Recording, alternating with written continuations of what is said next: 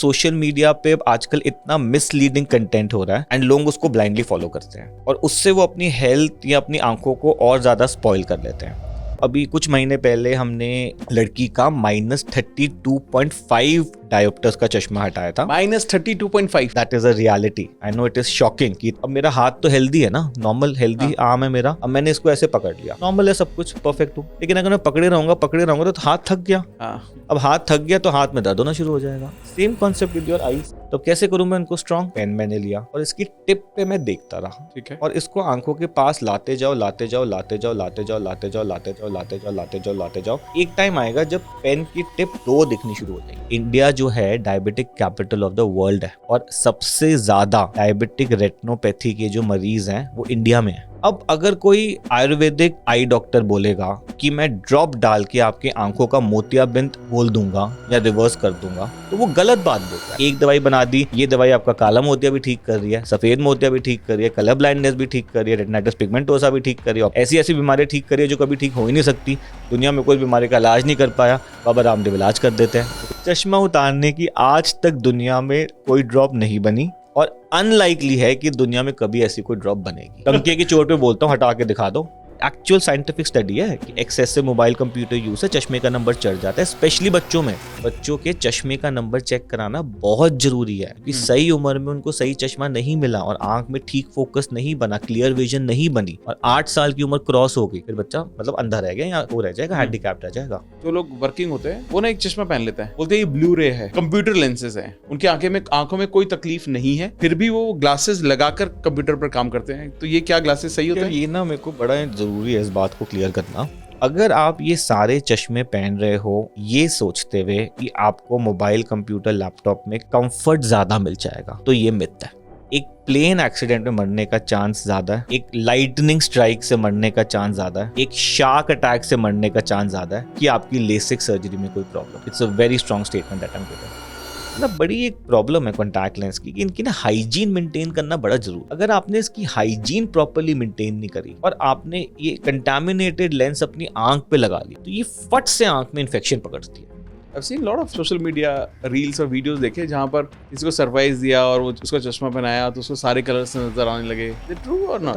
मुझे भेजना, मैं देखूं क्या हो रहा है।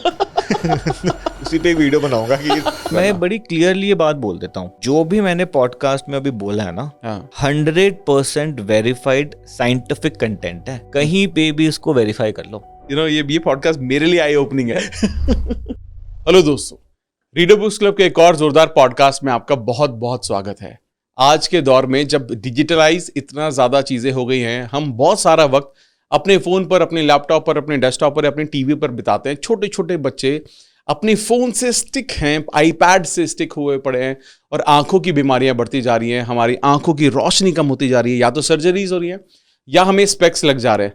लेकिन इसी वक्त में ये बहुत ज्यादा जरूरी है हम सभी के लिए ये जानना कि अपनी आंखों का ख्याल कैसे रखें। और इसी पर बात करने के लिए आज हमारे साथ बहुत ही फेमस एक आई सर्जन है, doctor Rahil. So doctor Rahil, आपका बहुत बहुत स्वागत है हमारे channel. Thank you, absolute pleasure to be with you. और मैं इसलिए बहुत ज्यादा एक्साइटेड हूँ क्योंकि आप पहले डॉक्टर हैं जो हमारे पॉडकास्ट पे आए, क्योंकि इससे पहले कोई डॉक्टर नहीं आया अब तक। Thank you so much. And जैसे आप मुझे कह रहे थे कि usually your podcast are inspired from a book, so I got one book along with me. This is my inspiration also. So this is by the name of Sight Guide. And इसको लिखा है doctor Cyrus Mehta ने, who's a very senior cataract and refractive surgeon based in Mumbai. And he is very close to me also. He is my mentor also. So when I was talking to sir, ki sir, what inspired you to write this book? So his idea was to spread awareness.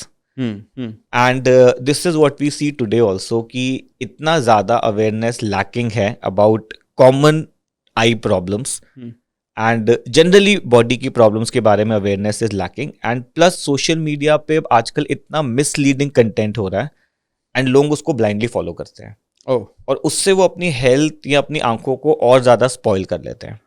So this book sir wrote with an idea कि लोगों को awareness मिलेगा how to take care of your eyes and आंखों की क्या क्या बीमारियां होती है।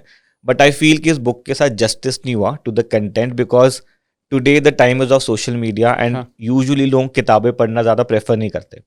सो आज के पॉडकास्ट में I really want to highlight the contents of this book.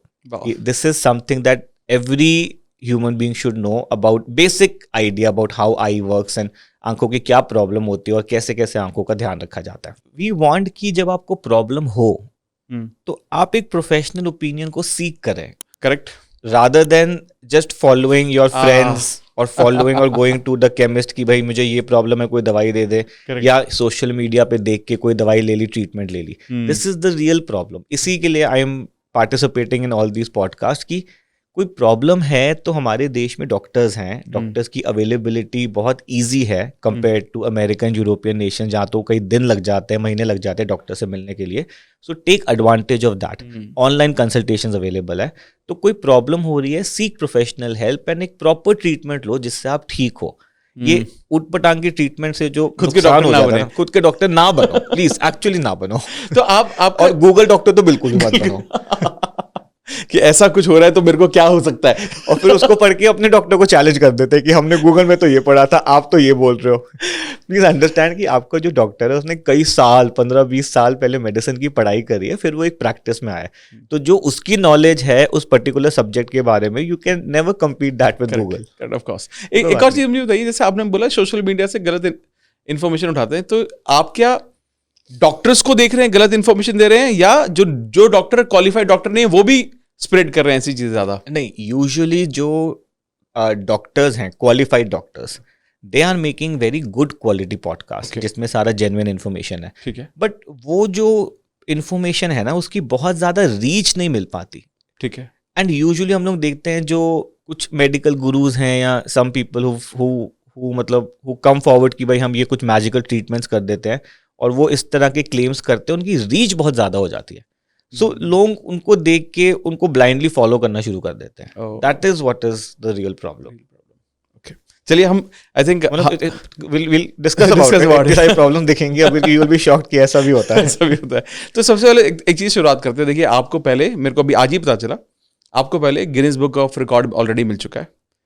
आज मुझे पता चला कि आपको लिम्का बुक ऑफ रिकॉर्ड्स का भी अवार्ड मिला है. हाँ, आज ही मिला है. आज ही मिला है उसका. तो उसके लिए बहुत बताइए क्या है. हमारा ऑफिशियल हो गया है कि we have entered the book. Okay. So मतलब भेजा तो उसको कुछ टाइम पहले ही था for acceptance. So Guinness was for the maximum LASIK procedures done in a day. So हमने 250 करे थे. एंड इससे पहले ये रिकॉर्ड कोरिया के पास था, that was 242. And the inspiration was कि अगर कोरिया कर सकता है तो इंडिया क्यों नहीं कर सकता. हमारी पॉपुलेशन भी ज़्यादा है, हमारे स्किल्स भी बेटर है, हमारे पास टेक्नोलॉजी भी है, हमारे पास कॉस्ट एडवांटेज भी है. And we are fortunate by the grace of God, हमने बना लिया वो. And this Limca record is for the highest power corrected. So अभी कुछ महीने पहले हमने एक लड़की का -32.5 डायोप्टर्स का चश्मा हटाया था. -32.5. That is a reality. I know it is shocking कि इतना हाई किसी का हो भी सकता है. मतलब हम तो ये सुना होता चश्मा 1 2 3 4 5 7 8 हो जाएगा और कितना होगा. बट एक्चुअली इस दुनिया में ऐसे लोग भी है जिनकी आंख में -32.5 डायोप्टर का चश्मा था, और उसको एक स्पेशल टेक्नोलॉजी से हटाया जाता है जिसको ICL कहते हैं. जिसमें आंख में एक पतले से लेंस को इम्प्लांट करा जाता है, जिसमें आपके चश्मे की पावर होती है. सो ये भी मतलब जैसे चश्मा हटाने के बारे में यूजुअली हम जब बात करते हैं तो हमने सुना होता है कि चश्मा लेजर से हटाया जाता है. लोगों ने लेसिक के बारे में सुना होता है. तो ये जो लेसिक प्रोसीजर्स हैं, या आजकल लेसिक में जो एक एडवांस टेक्नोलॉजी और आ गई है जिसमें आर्टिफिशियल इंटेलिजेंस लेसिक जो आया, वेवलाइट प्लस इनोवाइस के नाम से आया. बट ये सारे जो लेजर्स हैं ये बेसिकली 8 नंबर तक का चश्मा हटा सकते हैं. तो किसी के चश्मे का नंबर मान लो 8 से ऊपर होता है तो फिर ये लेजर सर्जरी सक्सेसफुल नहीं है. फिर ICL वाला ऑपरेशन होता है, जैसे हम बात कर रहे थे कि आंख के अंदर एक लेंस डलेगा जिसमें आपके चश्मे की पावर होती है. तो 8 नंबर से लेके दिस इज द हाईएस्ट -32 जो अभी तक करेक्ट किया गया. Wow, amazing. तो चलिए शुरू से शुरू करते हैं. सबसे पहले ना, सबसे पहले मुझे जाने कि अगर कोई भी आपके पास आता है, आपका दोस्त मिलता है, किस कंडीशन में आप बोलते हो कि यार तुम्हारी आईज ना बिल्कुल हेल्दी है यार, good, you have got a good eyes. Like जैसे बहुत सारे लोगों को क्या होता है कि काम करते करते आंखों में पानी आता है, दर्द होता है, चश्मे नहीं लगे हुए हैं. तो do you consider those eyes also healthy eyes? काम करते करते पानी अगर आ रहा है या काम करते करते आंखों में दर्द हो रहा है, तो आपकी आंखें हेल्दी नहीं है. नहीं है. ओके. हेल्दी का मतलब होता है absence of disease. Okay, yes. तो एनीथिंग वेयर यू फील कि समथिंग इज नॉट नॉर्मल। अब आंखों में यूजली क्या होता है, कोई भी प्रॉब्लम होती है तो मेन सिम्टम उसका होता है कि नजर धुंधली हो जाती है। आंखों का काम मेन तो देखना ही है ना, तो उसके सिस्टम में कोई प्रॉब्लम आएगी तो नजर पे इफेक्ट हो सकता है। करेक्ट। तो कोई भी ऐसी कंडीशन हो या कभी भी आपको लगे कि आपकी नजर धुंधली हो रही है या कोई भी चीज आपको नॉर्मल नहीं लग रही, भाई आंख से पानी निकल रहा है, लाली हो रही है, खुजली हो रही है, कुछ जलन हो रही है, कुछ चुभन हो रही है, तो कोई भी ऐसी सिचुएशन हो तो आपकी आंखें हेल्दी नहीं है, मतलब आंख में कोई बीमारी हो रही है, and you should seek a professional help. Doctor से मिलो और चेक करो क्या हो रहा है। तो अब जैसे आप पूछ रहे थे कि ये बहुत कॉमनली ये कंप्लेंट होती है, अक्सर लोग कहते हैं कि भाई हम मोबाइल कंप्यूटर पे काम करते हैं, ये आईटी वाले स्पेशली तो 12-15 घंटे काम कर रहे होते हैं, and usually it is becoming a lifestyle also. Normal लोग भी कंप्यूटर से हटते हैं तो मोबाइल पे लग जाते हैं, so they are almost using 9 hours 10 hours 12 hours of screen a day, and usually उनकी कंप्लेन होती है कि डॉक्टर साहब काम करते करते ना कुछ टाइम बाद आंखों में दर्द होता है, सिर में दर्द होता है। ये देखो, ये ना एक नॉर्मल चीज़ है भाई। अंडरस्टैंड कि हम काम करते हैं तो हमारी आंख में क्या हो रहा है। जब हम अपनी आंखों से दूर देख रहे होते हैं तो हमारी आंखों का सिस्टम ऊपर वाले ने ऐसा बनाया है कि जब हम दूर देखते हैं तो हमारी आंखों की मसल्स रिलैक्स्ड होती हैं। लेकिन जब हम पास का काम करते हैं, स्क्रीन देख रहे हैं, पढ़ाई कर रहे हैं, रीड कर रहे हैं, तो हमारी आंखों की मसल्स को काम करना पड़ता है, आंखों को अंदर की तरफ मोड़ना पड़ता है। हमारे आंख का जो लेंस है उसमें भी मसल जुड़ी हुई है, वो लेंस को पतला मोटा करती है, तो वो लेंस को मोटा करती है, आंखों की मसल्स आंखों को अंदर की तरफ मोड़ती है और आप पास का पढ़ पाते हो। पर देखो, एंड ऑफ द डे ये है तो एक मसल ही ना। स्टार्टिंग में करोगे काम, मसल्स झेल लेंगी, एक सर्टेन लिमिट के बियॉन्ड काम करते रहोगे, मसल्स नहीं झेल पाएंगी, मसल्स थक जाएंगी, जब वो थक जाएंगी तो फोकस करना छोड़ देंगी, आंख में दर्द होना शुरू हो जाएगा, सर में दर्द होना शुरू हो जाएगा। But it is something like ये ग्लास है मेरी, भाई अब मेरा हाथ तो हेल्दी है ना, नॉर्मल हेल्दी आर्म है मेरा, अब मैंने इसको ऐसे पकड़ लिया, नॉर्मल है सब कुछ, परफेक्ट हूँ, लेकिन अगर मैं पकड़े रहूंगा तो हाथ थक गया। अब हाथ थक गया तो हाथ में दर्द होना शुरू हो जाएगा। Same concept with your eyes. तो अगर आप 12-15 घंटे मोबाइल कंप्यूटर यूज करोगे तो आंख में दर्द और सिर में दर्द तो होना ही होना है, यू कांट एस्केप दैट। हाँ, अगर ऐसा हो रहा है कि भाई आप शुरू कर रहे हो और 5 मिनट में दर्द हो जाता है, 10 मिनट में दर्द हो जाता है, भाई मैंने ग्लास पकड़ा, उठाते ही दर्द होना शुरू हो गया, फिर तो कोई गड़बड़ है। तो अगर आपने पढ़ना शुरू करा और आपको लग रहा है 5-10 मिनट में ही मेरे आंखों में सिर में दर्द बन रहा है, इसका मतलब आपकी मसल्स कमजोर है। अब उस मसल की कुछ सर्टेन तरह की एक्सरसाइज हम कराएंगे और उस मसल में हम स्ट्रॉन्ग कर देंगे और आप ठीक हो जाओगे।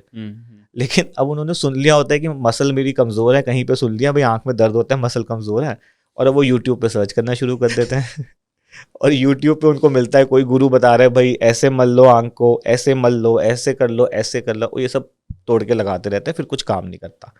भाई स्पेसिफिक मसल की प्रॉब्लम है और एक स्पेसिफिक एक्सरसाइज हम अगर कराएंगे तो उस मसल को हम स्ट्रॉन्ग कर पाएंगे, और एक स्पेशल पेन वाली होती है, वो समझाना पड़ता है। ओके। सो ये थोड़ा बहुत मतलब हमें समझना है कि हेल्दी आई का मतलब है absence of disease, any place where you feel it is not normal, मतलब there is some problem and you seek a doctors तो ओपिनियन। ये जो एक्सरसाइज है क्या आप ये बताना चाहेंगे? ये पेन वाली एक्सरसाइज, इसको हम लोग कहते हैं pen pushup exercise. We got a pen, तो आप प्लीज बताएं। हाँ, सो इस एक्सरसाइज को कहते हैं पेन पुशअप एक्सरसाइज। अब ये एक्सरसाइज हम कब देते हैं? हम तब देते हैं जब वो पेशेंट हमारा कहता है कि मैं मोबाइल कंप्यूटर पे काम करना शुरू करता हूँ, 5-10 मिनट बाद आंख में सिर में दर्द होना शुरू हो जाता है, कभी कभार नजर धुंधली हो जाती है, कभी कभार डबल भी दिखना शुरू हो जाता है। इसका मतलब क्या है कि हमारी आंखों की जो अंदर वाली मसल्स हैं, जो आंख को अंदर की तरफ मोड़ रही हैं, वो कमजोर है, तो हम उनकी एक्सरसाइज करते हैं। देखो, किसी भी मसल की एक्सरसाइज करोगे ना तो वो अपने आप स्ट्रांग हो जाएगी। भाई हम जिम जाते हैं, आज मैं 1 किलो उठा सकता हूँ, रोज एक्सरसाइज करते रहूँ, कल को 5 किलो उठा लूंगा। आज मैं 500 मीटर भाग सकता हूँ, रोज प्रैक्टिस करूँ, हो सकता है कल मैं 1 किलोमीटर भाग लूँ। करेक्ट। तो सेम विद योर मसल्स। तो इन मसल्स की अगर मैं एक्सरसाइज करके इनको स्ट्रांग कर दूँ तो ये ज़्यादा समय तक आंख को होल्ड कर लेगी और आपको सिर दर्द, आंख में दर्द नहीं होने वाला। तो कैसे करूँ मैं इनको स्ट्रांग? एक पेन मैंने लिया और इसकी टिप पे मैं देखता रहा, ठीक है, और इसको आंखों के पास लाते जाओ, लाते जाओ, लाते जाओ, लाते जाओ, लाते जाओ, लाते जाओ, लाते जाओ, लाते जाओ, लाते जाओ। एक टाइम आएगा जब पेन की टिप 2 दिखनी शुरू हो जाएंगी। जब ये 2 दिखे, इसको हल्का सा दूर करो, आंख पर जोर डालो, 2 को 1 करो और गिनो 10 तक, 1 2 3 4 5 6 7 8 9 10 एंड रिलैक्स। तो आप जब ये करोगे तो आपकी मसल्स में स्ट्रेन आएगा। जब ये स्ट्रेन आ रहा है तो मसल की एक्सरसाइज हो रही है। तो इस एक्सरसाइज को आप थोड़ा सा करो, रोज सुबह उठ के 10 मिनट करो, 2-3 महीने कर लो, बहुत कंफर्ट आ जाएगा। ओके। लेकिन इस एक्सरसाइज को रात को नहीं करना, ठीक है, क्योंकि भाई सुबह उठे थे आप, फ्रेश थे, बॉडी फ्रेश थी, आपने एक्सरसाइज करा, मसल झेल जाएंगी। रात को आपकी बॉडी ऑलरेडी थक गई, पूरे दिन काम करा है बॉडी ने, अब उसकी और एक्सरसाइज करोगे आप तो वो और ज़्यादा दर्द करेंगी। तो यूजली एक्सरसाइज जो है सुबह करी जाती है। आई थिंक ये बहुत रेलेवेंट है, बहुत लोगों को हेल्प होगी इससे। तो अब एक चीज़ मेरे को बताइए सर कि क्या होता है कि हमारा जो पूरा रूटीन होता है, क्या उसका बहुत ज़्यादा इम्पैक्ट हमारी आइज़ पर भी पड़ता है? डिपेंड करता है आप कैसा रूटीन फॉलो कर रहे हो। ओके। कोई भी अनहेल्दी लाइफस्टाइल अगर आप अडाप्ट करोगे जिससे आपकी बॉडी में प्रॉब्लम आएगी तो आपकी आंखों को भी इफेक्ट करेगा। ओके। सो अगर मान लो आपका रूटीन इस तरह का है कि भाई जंक फूड चल रहा है आपका, ऑयली फूड खाते हो, स्मोकिंग ड्रिंकिंग की हैबिट है, सेडेंटरी लाइफस्टाइल है, तो आपकी बॉडी में डायबिटीज़ होने की प्रॉब्लम है। करेक्ट है। बॉडी में डायबिटीज़ होगी तो उस डायबिटीज़ का असर आंख में भी आएगा। इंडिया जो है diabetic capital of the world है और सबसे ज़्यादा डायबिटिक रेटिनोपैथी के जो मरीज़ हैं वो इंडिया में है। डायबिटिक रेटिनोपैथी का मतलब है डायबिटीज़ की वजह से आंख के पर्दे में नुकसान हो जाता है और ये बीमारी लोगों को अंधा भी कर देती है। सबसे ज़्यादा पेशेंट्स है हमारे देश में, तो इतना बड़ा ये प्रॉब्लम है। ऐसे ही मान लो हाइपरटेंशन हो गया, वो भी आंखों को इफेक्ट करेगा। थायराइड हो गया, वो भी आंखों को इफेक्ट करेगा। इनके साथ साथ आंखों की अपनी 100 तरह की बीमारियां हैं, तो इसका तो कोई एंड ही नहीं है। ह्यूमन बॉडी इतनी कॉम्प्लेक्स है कि हर रोज़ या हर कुछ टाइम में हमें पता लगता है कि अरे ये कोई नई बीमारी है जिसके बारे में पता ही नहीं था। तो इतनी कॉम्प्लेक्स ऊपर वाले ने बनाई है कि अभी भी मेडिकल साइंस कहती है कि हम 30-40% ही बॉडी को समझ पाए हैं, 50-60% is still unknown. It is like universe को एक्सप्लोर पूरा कोई नहीं कर पाया ना, ऐसे ह्यूमन बॉडी को भी कोई पूरा एक्सप्लोर नहीं कर पाया। So there so many times कि हम रोज़ ही हज़ारों पेशेंट्स देख रहे हैं, लाखों ऑपरेशन कर रहे हैं, पर हम भी फंस जाते हैं कि ऐसी चीज़ दिख जाती है कि अरे ये क्या हो गया, ये तो पहले कभी नई चीज़ दिख गई। अच्छा, ये अभी भी होता है आपके साथ? अब मेरे साथ भी होता है और ये हर कंट्री में होता है, हर डॉक्टर के साथ होता है।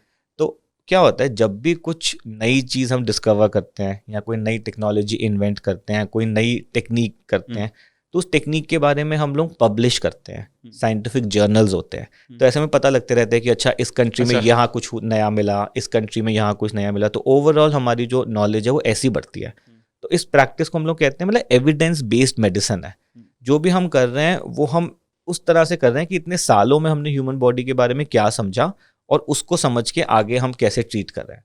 एविडेंस है कि भाई हर चीज़ का एक एविडेंस है कि अगर ये ट्रीटमेंट करी है तो उसकी एक वैल्यू है। ऐसे नहीं कि बस ब्लाइंड हमने ट्रीटमेंट दे दी। ट्रीटमेंट देने से पहले, ट्रीटमेंट जब लॉन्च होती है कमर्शियली, तो उससे पहले ट्रायल्स होते हैं, रैंडमाइज्ड ब्लाइंड ट्रायल्स होते हैं। उसमें देखा जाता है कि एक पेशेंट को दवाई दी जाती है, एक पेशेंट को बिना दवाई की गोली दी जाती है। देखा जाता है कि इसमें असर आया, इसमें तो असर नहीं आया। ऐसा तो नहीं है कि साइकोलॉजिकली असर चल रहा है, प्लेसिबो इफेक्ट तो नहीं हो रहा। और फिर उसके बाद डॉक्यूमेंटेशन के बाद रिसर्च होती है, फिर वो पीयर रिव्यू होती है। मान लो मैंने कुछ लिखा तो मैं ऐसे पब्लिश नहीं कर सकता। मेरे जैसे 10 डॉक्टर्स या 20 डॉक्टर्स उसको पढ़ेंगे और पहले वो समझेंगे कि भाई ये जो बात बोल रहा है ये सेंसिबल बात भी बोल रहा है, ये ऐसी कुछ भी लिख के भेज दिया। तो मतलब it is all very methodical, मतलब ये हमारे ना सिर्फ। लेकिन जैसे अभी मतलब आई थिंक आप तो बहुत लॉजिकल बात कर रहे हो कि ये इस तरह से चीज़ें होती हैं, लेकिन बहुत सारे जो आयुर्वेद के डॉक्टर हैं या डॉक्टर नहीं भी हैं, थोड़ा आयुर्वेद जानते हैं, वो तो बहुत सारे सॉल्यूशन बता देते हैं ऐसे ही, आंखों में तेल डालो, आंखों में ये डालो। I will be very blunt about it. Okay, मैं I accept Ayurveda is a science, I accept homeopathy is a science, and I accept कि कुछ बीमारियों के ट्रीटमेंट्स इन साइंसेज में है और मे बी एलोपैथी में नहीं है। जैसे कुछ क्रॉनिक एलर्जिक प्रॉब्लम्स होती है, मैंने देखा है आयुर्वेदा या होम्योपैथी से ठीक हुई और एलोपैथी से नहीं ठीक हो रही थी। But there are certain things जो सिर्फ एलोपैथी से ठीक हो सकती है, होम्योपैथी आयुर्वेदा से नहीं ठीक हो सकती। अब अगर कोई आयुर्वेदिक आई डॉक्टर बोलेगा कि मैं ड्रॉप डाल के आपके आंखों का मोतियाबिंद घोल दूंगा या रिवर्स कर दूंगा, तो वो गलत बात बोल रहा है। It has to be objected. अगर वो बोलेगा कि मैंने एक ड्रॉप बना दी और ये ड्रॉप जो है 99% आंखों की प्रॉब्लम सॉल्व कर देगी, तो ये गलत बात है ना, ये तो मिसलीडिंग चीज़ है।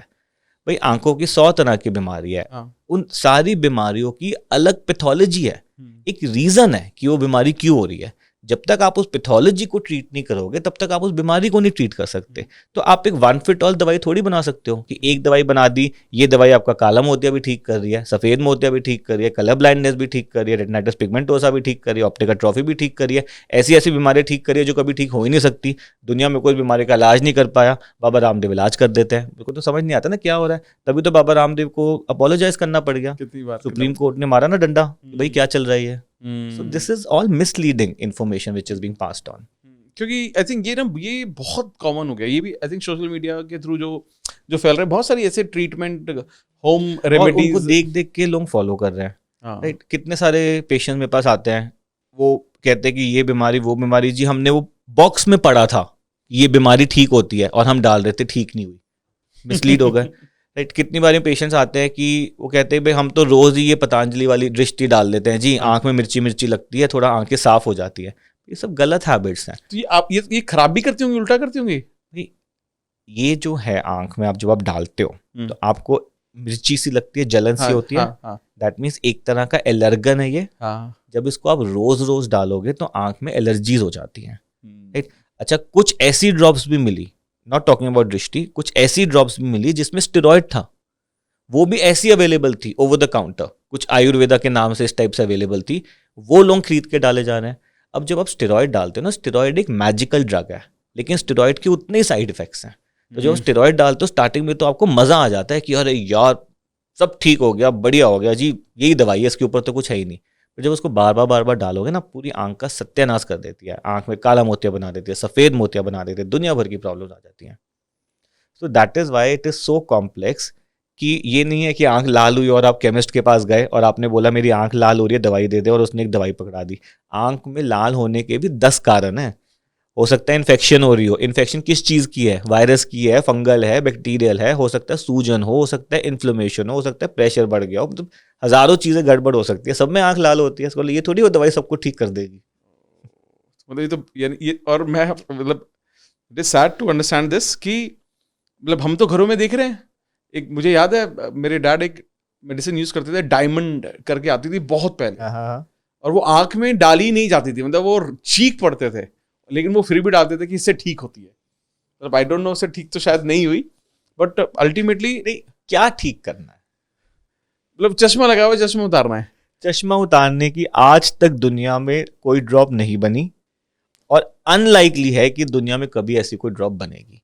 ना कोई ऐसी गोली है, ना कोई ऐसी ड्रॉप है, ना कोई ऐसी आयुर्वेदा है, ना कोई ऐसा होम्योपैथी है, ना कोई एक्सरसाइज है, ना कोई योगा है, ना कोई जड़ी बूटी है। चश्मे का नंबर सिर्फ एक ऑपरेशन से हट सकता है, इसके अलावा और दुनिया में कोई तरीका नहीं है चश्मा हटाने का। बहुत बड़ी स्टेटमेंट है ये तो। डंके की चोट पे बोलता हूँ, हटा के दिखा दो। लेकिन मुझे लगता है ये तो बहुत बड़ा मिसकंसेप्शन है फिर लोगों को, लोग पता नहीं क्या क्या कर रहे हैं फिर। और इसको हटाने के लिए क्या क्या करते हैं, शहद डालते हैं, हाँ, गुलाब जल डाल लेते हैं, कोई गौमूत्र डाल लेता है, कोई दूध डाल लेता है, कोई घी डाल लेता है, और क्या क्या डालते हैं, कोई वो सूरमा लगा लेता है, यानी क्या क्या करते रहते हैं। कोई घास पे चलना शुरू कर देता है, कोई जिंदगी भर गाजर खानी शुरू कर देता है, सुबह से रात तक गाजर खाते हैं कि चश्मा ना हट। ऐसे नहीं हट सकता। देखो, चश्मा आने का एक साइंटिफिक रीजन है। चश्मा आता है जब आंख का साइज जो है वो लंबा हो जाता है। हर 1 मिलीमीटर जो आंख लंबी होगी, आंख में 3 नंबर का चश्मा आ जाएगा। अब मेरी हाइट 6 से 7 हो गई है। अब कोई दवाई थोड़ी है जो 7 से 6 कर देगी। नहीं कर सकते ना। अगर मेरे को 7 से 6 करनी है तो मेरे को पैर काटने पड़ेंगे ना सर्जरी करके। तो अगर ये आंख लंबी हो गई है और मुझे इसमें चश्मा हटाना है तो मैं दवाई देके इसको छोटा थोड़ी कर सकता हूँ। एक मुझे ऑपरेशन नहीं करना पड़ेगा इसको ठीक करने के लिए। करेक्ट। ओके चलो, बहुत सारी चीजें हमारे लिए भी नहीं है, और I am sure lot of people who are watching it उनके लिए बहुत नया एक्सपीरियंस है होने वाला आज ये। ओके, सो अब एक चीज मुझे बताइए, जैसे क्या होता है आज के टाइम में, अब ऑब्वियसली बहुत सारे लोग they have access to laptops, तो जहाँ से चीज़ें स्टार्ट होती हैं शायद, है ना। तो छोटे छोटे बच्चे फ़ोन यूज़ कर रहे हैं, बहुत ज़्यादा फ़ोन पे टाइम बिता रहे हैं। लेकिन आपको ये लगता है कि एक छोटा, मान लेते हैं चलो 5 साल का बच्चा है, ठीक है, वो फ़ोन का एक्सेस है, वो 2-3 घंटे देखता है, तो क्या उसको इमीडिएटली चश्मा नहीं चढ़ता होगा? आई होप दैट, है ना। ऐसा नहीं होता कि अरे इसको तो इमीडिएटली चढ़ जाएगा, ऐसा नहीं होता होगा ना। चश्मे का नंबर ओवरनाइट नहीं आ सकता। हाँ, ओके, ग्रेजुअली चढ़ता है। मतलब वो it will take a year और 2 और 3। पहले 1/4 आएगा, हम्म कुछ 6-8 महीने बाद आधा हो जाएगा, हम्म फिर 1 हो जाएगा, फिर 1.25 हो जाएगा, धीरे धीरे बढ़ता है। सॉरी, लेकिन अगर आपका बच्चा वो स्क्रीन पे लगा हुआ है ना, तो वो शूट करता है नंबर। अगर स्क्रीन छोड़ दो तो ऑलमोस्ट आधा हो जाता है। ओके ओके, क्योंकि क्या हुआ कि जैसे हम डिस्कस कर रहे थे कि नेचर ने हमें बनाया दूर का देखने के लिए। हाँ जैसे हम डिस्कस कर रहे थे कि जी। भाई जब आप दूर का देख रहे हो तो मसल रिलैक्स्ड है। ठीक है। अब आप जब पास का देखते हो तो मसल पे जोर डालते हो। हम्म, अब जब आप लंबे समय तक जोर डाल रहे हो और एक बच्चा है, अभी उसकी बॉडी डेवलप हो रही है हाँ और वो लंबे समय तक स्क्रीन पे लगा हुआ है, आंख पे जोर डाल रहा है, तो क्या ब्रेन को सिग्नल जा रहा है कि भैया काम तो नियर का करना है, दूर का इंपॉर्टेंट थोड़ी है, नियर का काम इंपॉर्टेंट है, पूरे दिन तो ओ। नियर का देखते हैं हम। तो हमारी बॉडी में चेंज आ जाता है, इसीलिए हमारी आंख ये लंबी हो जाती है। जब ये आंख लंबी हो जाती है और आपकी आंख में जब माइनस का नंबर आता है ना, तो आपको नियर का बढ़िया दिखता है, दूर का धुंधला। दूर का धुंधला हो जाता है। तो ये बॉडी अपने आप को चेंज करती है, अडाप्ट करती है बॉडी। तो जब आप उसको स्ट्रेन दोगे तो ये चेंज आएगा। और आप मोबाइल कंप्यूटर छोड़ दो तो ये स्ट्रेन कम हो गया, या लिमिट कर दो 2-3 घंटे, आपका नंबर नहीं बढ़ेगा। तो ये स्टडी में पता लगा, ये एक्चुअल साइंटिफिक स्टडी है कि एक्सेसिव मोबाइल कंप्यूटर यूज से चश्मे का नंबर चढ़ जाता है, स्पेशली बच्चों में जिनकी डेवलप हो रही है, उनको तो सिग्नल ही गलत मिल रहा है ना। और दूसरा रीजन है कि अगर आपकी आउटडोर एक्टिविटीज लिमिटेड है, अगर आपका सनलाइट एक्सपोजर लिमिटेड है, तो उससे भी चश्मा चढ़ जाता है। कॉन्सेप्ट वही है, जब आप आउटडोर जाओगे तो दूर देखते हो, मसल्स रिलैक्स्ड होती हैं, प्लस जो धूप है वो आंखों में जो जाती है तो आंखों में कुछ सर्टेन तरह के केमिकल्स रिलीज होते हैं, उससे आंख लंबी नहीं होती। तो ये जो जैसे आप मान लो ये कंट्रीज है, चाइना, सिंगापुर, कोरिया, ताइवान, यहाँ पे ना 90% लोगों की आंख में चश्मा चढ़ गया है, 90%। और ये अब तो इंडिया अमेरिका में भी आने वाला है। तो वहाँ के स्कूल्स ने ना मैंडेटरी कर दिया है कि भैया 2-3 घंटे आपको आउटडोर एक्टिविटी में जाना ही जाना है, तो स्कूल प्रोग्राम का पार्ट है वो। और मोबाइल कंप्यूटर से वो रिस्ट्रिक्ट करते जा रहे हैं, अपने अपने करिकुलम में वो दूसरी मतलब नॉन डिजिटल चीज़ें इंट्रोड्यूस कर रहे हैं। अब एक मेरे यहाँ पर एक सवाल उठता है। ये कुछ केसेस में, बहुत सारे नहीं, कुछ केसेस में देखा कि बच्चे जब पैदा होते हैं बाय बर्थ उनकी आई में होता है, बाय दुनिया बर्थ भर की बीमारियां हो सकती है, हैं। और अगर वो बचपन में ठीक नहीं हुई पूरी लाइफ वो अंधा हो जाएगा। और इसमें एक वो होती है रेटिनोपैथी ऑफ प्री मेच्योरिटी होती है, उसको इमीडिएटली डायग्नोस करना जरूरी है, इमीडिएटली ट्रीट करना जरूरी है। मान लो बच्चा मोतियाबिंद के साथ पैदा हो, आंख में कैटरैक्ट है, तो उसको ठीक करना है, ठीक नहीं करा रोशनी नहीं पहुंचेगी, आंख डेवलप नहीं होगी। तिरछापन है, आंख में स्क्विंट आ रहा है, उसको ठीक करना है। तो ये कुछ सर्टेन चीज़ें हैं जो बचपन में ही ठीक होनी है। एक सर्टेन एज आप क्रॉस कर लो, जैसे अम्ब्लायोपिया है, लेजी आई है, मान लो चश्मे का नंबर है, आपने बच्चे को चश्मे का नंबर नहीं दिया, तो बच्चे को धुंधला दिख रहा है, अब उसकी आंख उतनी ही डेवलप होगी जितनी लाइट जा रही है आंख में। तो जब लाइट ही प्रॉपर फोकस नहीं हो रही तो आंख पूरी डेवलप ही नहीं हुई। अब अगर इस चीज को आपने 8 साल की उम्र से पहले नहीं पकड़ा और बच्चे को चश्मा नहीं दिया, तो बच्चा पूरी लाइफ के लिए कम देखेगा। एक बारी 8-9 साल की उम्र चली गई, अब आप उसको जितना मर्जी चश्मा पहना दो, अब आंख डेवलप हो गई है, तो जितना आंख ने देखना सीखा अब उतनी देखेगी आंख। चश्मे के साथ भी चश्मा पहना लो, जो मर्जी कर लो, कोई भी ऑपरेशन कर लो, अब नहीं ठीक हो सकती। बच्चों के चश्मे का नंबर चेक कराना बहुत जरूरी है, क्योंकि सही उम्र में उनको सही चश्मा नहीं मिला और आंख में ठीक फोकस नहीं बना, क्लियर विजन नहीं बनी, और 8 साल की उम्र क्रॉस हो गई, फिर बच्चा मतलब अंधा रह गया या वो रह जाएगा, हैंडीकैप्ड रह जाएगा। लेकिन अब मैं देखता हूँ कि आई थिंक जब बच्चे पैदा होते हैं तो आई थिंक इमीडिएटली उनके टेस्ट कराए जाते हैं, प्रोटोकॉल्स हैं, है ना। हाँ, स्कूल में भी चेकिंग होती है, बट पेरेंट्स को भी थोड़ा सा ध्यान रखना ना। परफेक्ट। तो अभी वापस से बच्चों के पे एक सवाल और है मेरे यहाँ पर। अगर ऑब्वियसली कुछ घर में बोलते हैं कि बच्चे नहीं मानते हैं, या फिर कुछ बड़े बिगाड़ देते हैं बच्चों को, वो उसको या एक्सक्यूज ढूंढ लेते हैं कि चलो कोई बात नहीं, थोड़ा सा इस बहाने शांत रहेगा थोड़ा सा। हाँ, ये बहुत होता है, ये तो अनबिलीवेबली बहुत ज्यादा होता है। एंड इसलिए ज्यादा होता है because I am in that age, I am 33 years old, so मेरे जो फ्रेंड सर्कल है उनकी थोड़ी बहुत लोगों की शादी हो गई, कुछ के बच्चे भी हो गए 1-2 साल के, तो जब वो रोता रहता है तो उसको फोन पकड़ा देते हैं, वो उसमें वो पता नहीं कौन से इनके कोकोमेलन आता है, वो देखता है बच्चा रोता नहीं है, पेरेंट्स को लगता है अरे वाह तो मजा आ गया। उनको कितना मैं समझाता हूँ भैया इससे हटा दो, वरना नंबर नहीं रुकने वाला, ये चढ़ता जाएगा। तो ये कितनी देर तक फोन? 2-3 घंटे कर लो पर डे, इससे ज्यादा नहीं होना चाहिए आइडली, साइंटिफिकली। ओके, पॉसिबल नहीं है ना, क्या करो, इम्पॉसिबल है। तो अब क्या होता है, अब मान लो लोग कहेंगे पॉडकास्ट देख के यार क्या बोल रहे हो यार, 2-3 घंटे नॉर्मल है उससे ज़्यादा मत करो, ये तो इम्पॉसिबल है ना, कैसे रह सकते हो, हमारी तो जॉब ही है जहाँ पे 10 घंटे बैठना है। तो देखो जब आप लंबे समय तक स्क्रीन पे बैठ रहे हो ना, तो अब आप जब एडल्टहुड में आ गए, अब नहीं नंबर बढ़ता। तो ये सारा डेवलपमेंट एज में होता है। मान लो 20-25 साल की उम्र हो गई, अब आप 15 घंटे स्क्रीन पे हो, तो अब नहीं बढ़ने वाला नंबर आपका। लेकिन अब जब आप लंबे समय तक स्क्रीन पे हो, तो ये एस्थेनोपिक सिम्टम्स आएंगे, जो हमने सब डिस्कस किया था कि मसल्स थकेंगी, आंखों में दर्द होगा, पानी निकलेगा, हाँ। ड्राइनेस आएगी। हाँ। तो इसको रोकने के लिए या इससे बचने के लिए थोड़ा सा हम 20-20-20 एक एडवाइस करते हैं ठीक है। कि हर 20 मिनट बाद थोड़ा सा 20 सेकंड का ब्रेक ले लो, हाँ। थोड़ा 20 फुट दूर देखो। 20 फुट का मतलब है कि आप इन्फिनिटी पे देख रहे हो, मसल्स वही सेम कॉन्सेप्ट, रिलैक्स हो जाएंगी।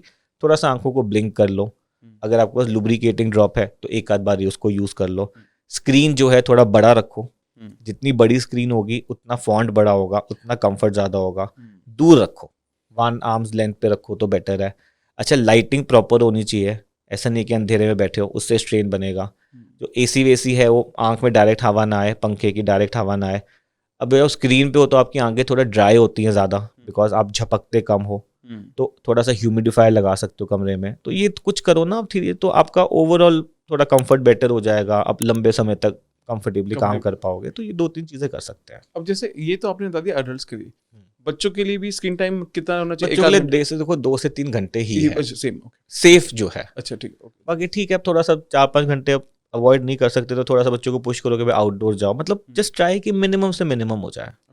ये यहाँ पर ना एक और चीज़ आती है, बहुत सारे लोग मैं देखता हूँ कि वो जो लोग वर्किंग होते हैं वो ना एक चश्मा पहन लेते हैं, बोलते हैं ये ब्लू रे है, ब्लू रे बहुत सारे आ गए हैं, कंप्यूटर लेंसेज हैं उनकी आंखों में कोई तकलीफ नहीं है, फिर भी वो ग्लासेस लगाकर कंप्यूटर पर काम करते हैं। तो ये क्या ग्लासेस सही होते हैं? ये ना मेरे को बड़ा ज़रूरी है इस बात को क्लियर करना। पहले तो हम समझते हैं कौन से तरह के चश्मे आते हैं। ठीक है। एक नॉर्मल इंसान जिसकी आंख में कोई चश्मे का नंबर नहीं है, वो भी आज की डेट में 0 नंबर का चश्मा पहनता है। ठीक है। और वो ज़्यादातर ये बताता है कि इसको इसलिए पहनता हूँ ताकि कंप्यूटर पे कंफर्ट रहे, कंप्यूटर से आंखें कम थके मेरा ओवरऑल। या कुछ इस तरह से पहनते हैं कि उनको लगता है कि कंप्यूटर से कुछ डैमेज हो जाएगा आंखों में, तो फिल्टर होना चाहिए। और इसमें भी 2-3 तरह के आते हैं। एक ब्लू लाइट फिल्टर कोटिंग लगवा सकते हो, एक यूवी फिल्टर कोटिंग लगवा सकते हो, एक एंटी ग्लेयर वो लगवा सकते हो। सन ग्लासेस में एक पोलरॉइड भी होता है, वो भी कुछ होता है, वो भी कर सकते हो। फिर एक कंप्यूटर ग्लासेस हैं, 0 नंबर के ग्लासेस हैं। ये सब चीज़ें हैं क्या एक्चुअली? देखो क्या होता है कि अगर आप ये सारे चश्मे पहन रहे हो ये सोचते हुए कि आपको मोबाइल, कंप्यूटर, लैपटॉप में कंफर्ट ज़्यादा मिल जाएगा, तो ये मिथ है। कोई भी चश्मा पहन लो आप, ठीक है। इसमें जो कंप्यूटर ग्लास है ना, उसकी डेफिनेशन क्या है वो समझना ज़रूरी है। कि एक कंप्यूटर ग्लास होता है जिसमें माइनर प्लस पावर होती है, प्लस 0.25 की पावर। तो उसको जब आप पहनते हो और स्क्रीन पे काम करते हो तो उसमें थोड़ा कंफर्ट आ सकता है, क्योंकि उस चश्मे की वजह से थोड़ा मसल्स पे स्ट्रेन कम पड़ेगा, क्योंकि आपने थोड़ी सी पावर दे दिया तो वो आपका मसल का स्ट्रेन थोड़ा सा चश्मे पे शिफ्ट हो गया। लेकिन इसके अलावा anti glare, 0 number, blue light, UV, इन सब चीज़ों का कंप्यूटर स्ट्रेन से कोई लेना देना नहीं है, फालतू की चीज़ है। ये सब बड़ी बड़ी कंपनीज जो हैं जो चश्मे बेचती हैं वो सब फैला रहे हैं कि भाई लोग ज़्यादा चश्मे ले 0 नंबर का, उनके माइंड को ब्रेन वॉश करा कि भाई इसमें कंप्यूटर पे तो काम करना ही करना है आपको, 10-12 घंटे अब आईटी जॉब में, उस जॉब में हो। अब वो लगा हुआ है कंप्यूटर पे, उसके सामने ऐड आती है, भाई सिर दर्द हो रहा है कंप्यूटर पे काम करते हुए, ये चश्मा पहन लो, वो चश्मा खरीद के ले आता है। बट आप किसी से भी पूछ लेना, कोई कंफर्ट नहीं होता इसमें। ब्लू लाइट का क्या कॉन्सेप्ट है? ब्लू लाइट क्या होती है कि ये ब्लू लाइट हमारे बॉडी के सर्केडियन रिदम को कंट्रोल करती है, स्लीप वेक साइकिल को। तो जब एक हमारी बॉडी में हार्मोन होता है मेलेटोनिन, सो जब रात का टाइम होता है, जब सन सेट हो जाता है, तो एनवायरनमेंट में ब्लू लाइट नहीं है। ब्लू लाइट मेनली सन वाली की बात करते हैं, जो मेन लाइट तो उसी से निकल रही है, हाँ बाकी निकलती रहती है, लेकिन मेन ब्लू लाइट सन की है। तो जब सन सेट हो जाता है, एनवायरनमेंट में ब्लू लाइट खत्म हो गई, तो हमारी बॉडी में मेलेटोनिन हार्मोन रिलीज हो और हम सो जाते हैं। और सुबह के टाइम जब सन राइज होता है तो हवा में ब्लू लाइट आ गई है, हमारी बॉडी में मेलेटोनिन हार्मोन कम हो जाता है और हमारी बॉडी में एनर्जी आती है, एक्टिव होते हैं, काम पे निकलते हैं। अब क्या हो रहा था कि जब रात के टाइम पे आप मोबाइल कंप्यूटर पे लगे रहते थे, तो मोबाइल कंप्यूटर से जो ब्लू लाइट निकल रही है वो हमारी बॉडी को फॉल्स सिग्नल देती थी कि यार ब्लू लाइट आ रही है, तो अभी तो दिन है, तो लोगों को नींद नहीं आती थी, तो लोग लेट सोते थे, स्पेशली बच्चे लगे हुए फ़ोन पे, नींद नहीं आ रही है, सुबह लेजी उठ रहे हैं, तो इसके लिए ब्लू लाइट फिल्टर का चश्मे का कॉन्सेप्ट आया था कि भाई वो चश्मा पहन लोगे तो ब्लू लाइट आपकी फिल्टर हो जाएगी और आपको रात को नींद आ जाएगी। बट ओवर द टाइम क्या हुआ, अब सब स्क्रीन्स में तो blue light filter already available है, वो आई कंफर्ट शील्ड वगैरह है, हाँ। तो वो प्रॉब्लम तो आपने उसको ऑन करके छोड़ दी, तो अब कैसे बेचो उसको? अब ये बोलना शुरू कर देते हैं कि भाई कंप्यूटर स्ट्रेन नहीं होगा, लेकिन कंप्यूटर का कोई लेना देना नहीं है। अच्छा, अगर आपको ये लग रहा है कि जो कंप्यूटर से ब्लू लाइट निकलती है वो आपकी आंखों को डैमेज करेगी, उसके लिए आप ब्लू लाइट वाला चश्मा पहन रहे हो, तो ये भी एक मिथ है। कंप्यूटर से जो ब्लू लाइट निकलती है उसकी इंटेंसिटी इतनी कम है कि आपकी आंखों को डैमेज कर ही नहीं सकती। ओके। तो अगर आप इस फिल्टर को लगा भी लोगे तो उसका कोई आपको एडवांटेज नहीं होने वाला। यूवी फिल्टर पहन रहे हो, चलो एक बारी को मान लिया, क्योंकि ब्लू जो यूवी लाइट है वो आंखों को थोड़ा डैमेज कर सकती है, उसका फिल्टर है आपके पास। अगर आप वो पहन रहे हो, एंटी ग्लेयर पहन रहे हो, तो एंटी ग्लेयर सिर्फ एक कॉस्मेटिक वैल्यू देता है। अच्छा। भाई आपने देखा है कुछ लोग चश्मे पहनते हैं, लाइट जाती है तो शाइन सी आती है, हाँ, और हाँ, कुछ लोगों के चश्मे ऐसे होते हैं कि आंखें दिखती है उनकी। तो अगर आपके उसमें एंटी ग्लेयर की कोटिंग है तो आपकी आंखें साफ दिखेंगी और चश्मा अच्छा सुंदर लगता है पहना हुआ। और वो कोटिंग नहीं है तो चश्मे से शाइन आती है। इतना ही रोल है एंटी ग्लेयर का, और कोई रोल नहीं। तो मुझे लगता है आपने इतने सारे मिथ तोड़े ना भी थोड़ी देर में, इतनी सारी चीजें बता दी हैं जो कि ये मुझे लगता है कि मेरी भी, मतलब आई एम वन ऑफ दो जो इन सब चीज़ों को सही मानता था अब तक। हालांकि मैंने स्पेक्स यूज नहीं किया है कभी भी, बट मुझे लगता था ये कहीं ना कहीं है, और मेरे घर में कोई ना कोई इन चीज़ों को फॉलो कर रहा है। सारी फॉलो कर रहे हैं, ये तो प्रॉब्लम है। मेरे पेशेंट में से मिलने आते हैं, जाते जाते पूछ लेते हैं, सर वो 0 नंबर वाला पहन ले थोड़ा सा स्ट्रेन नहीं बनेगा। मैं कहा भाई तू पहले मेरी वीडियो देख ले, कोई रोल नहीं है उसका, बाकी देखो पहनने का मन है, साइकोलॉजिकली तेरे को अच्छा लग रहा है तो पहन ले, कोई नुकसान नहीं है, लेकिन कोई ऐसा फायदा भी नहीं है। Okay okay great. अब यहाँ पे ना एक चीज़ बात करते हैं कि अगर कोई अपनी आंखों की हेल्थ को ठीक रखना चाहता है, एक तो आपने बताया कि सही डाइट का इम्पैक्ट, खराब डाइट का इम्पैक्ट बहुत पड़ता ही है आपके। ओवरऑल बॉडी हेल्दी है ना, हाँ, बैलेंस डाइट है, एक्सरसाइज कर रहे हो, बैड हैबिट से दूर हो, तो आंखें हेल्दी है। आंखें हेल्दी है। और आपको आंखों की हेल्थ मेंटेन करने के लिए कुछ एक्स्ट्रा नहीं करना। अच्छा, ओके। तो ये सब जो फालतू की चीज़ें डालते रहते हैं, घास पे चलते रहते हैं, कुछ लोग सुबह उठ के पानी के चपके मार लेते हैं, भाई आंखें साफ हो जाएंगी, फिर मारते ही रहते हैं, दोपहर को मार ली, शाम को मार ली, इन सब की कोई रिक्वायरमेंट नहीं है। आंख में प्रॉब्लम है तो डॉक्टर से मिल लो, प्रॉब्लम नहीं है तो एंजॉय करो, एक्स्ट्रा कुछ नहीं करना। ऐसे कुछ नहीं करना। तो इसके लिए मतलब जैसे बहुत सारे लोग बोलते हैं हरी सब्जियां खाओ, तो ये मतलब हरी सब्जियां बॉडी के लिए बहुत हेल्दी हैं। हरी सब्जियों में ल्यूटिन ज़ियाज़ैंथिन होता है, वो स्पेशल न्यूट्रिएंट्स हैं जो आंखों के लिए भी हेल्दी हैं। लेकिन ऐसा नहीं कि आपकी आंख में बीमारी है और आप गाजर हरी सब्जियां खाते रहो बीमारी ठीक हो जाएगी। भाई बीमारी का कौन सी बीमारी है? काला मोती है तो काले मोती की दवाई चलेगी, सफ़ेद मोती है तो उसका ऑपरेशन होगा, चश्मे का नंबर है तो उसका लेज़र होगा, पर्दे की बीमारी तो उसका इंजेक्शन लगेगा। भाई जो बीमारी है उसका इलाज होगा ना। ये गाजर हरी सब्जी खाना वन स्टॉप सोल्यूशन नहीं है बीमारियों का। मैं बताता हूँ ये बात उठी कैसे। एक्चुअली क्या होता है, इन सब गाजर जो होता है और जो पम्पकिन होता है, पपाया होता है, ये जो कलर्ड फ्रूट्स होते हैं ना, हरी सब्जियां भी ले लो, उसमें ये विटामिन ए रिच होते हैं। हाँ। तो विटामिन ए का हमारी आई के हेल्थ में अच्छा खासा थोड़ा बहुत रोल है कि अगर विटामिन ए की कमी हो जाती है तो आंख में एक नाइट ब्लाइंडनेस करके प्रॉब्लम होती है, रात को नहीं दिखता पेशेंट को। तो अगर जीरो व्यू, हाँ नहीं, अगर डिपेंड करता है कितनी सिवेरिटी है। ओके। तो अगर आपको ये वाली प्रॉब्लम है तो गाजर, पम्पकिन, पपाया खाओगे, फायदा मिलेगा। ओके। बट एक ही प्रॉब्लम में फायदा मिलना है और किसी प्रॉब्लम में नहीं मिलता। और अभी भी जब हम ढूंढते हैं ना तो इंजेक्शन लगाते हैं विटामिन ए के, हम नहीं बोलते गाजर वाजर खाओ, पता नहीं कितनी गाजर खाएंगे, तो बीमारी ठीक तो करनी है ना। हाँ, करेक्ट। और यहाँ पर जैसे ना एक बहुत ज़्यादा थोड़ा लोग ना थोड़ा डरते हैं, जैसे लेसिक सर्जरीज वगैरह होती हैं चश्मा उतारने की, तो ये ना लोगों के मन में ना अभी भी मुझे लगता है, आप मैं बताता हूँ, एक बात बताता हूँ, एक प्लेन एक्सीडेंट में मरने का चांस, गाड़ी की बात नहीं कर रहा, गाड़ी के एक्सीडेंट में तो मरते रहते हैं लोग, एक प्लेन एक्सीडेंट में मरने का चांस ज़्यादा है, एक लाइटनिंग स्ट्राइक से मरने का चांस ज़्यादा है, एक शार्क अटैक से मरने का चांस ज़्यादा है कि आपकी लेसिक सर्जरी में कोई प्रॉब्लम हो जाए। It's a very strong statement that I am giving.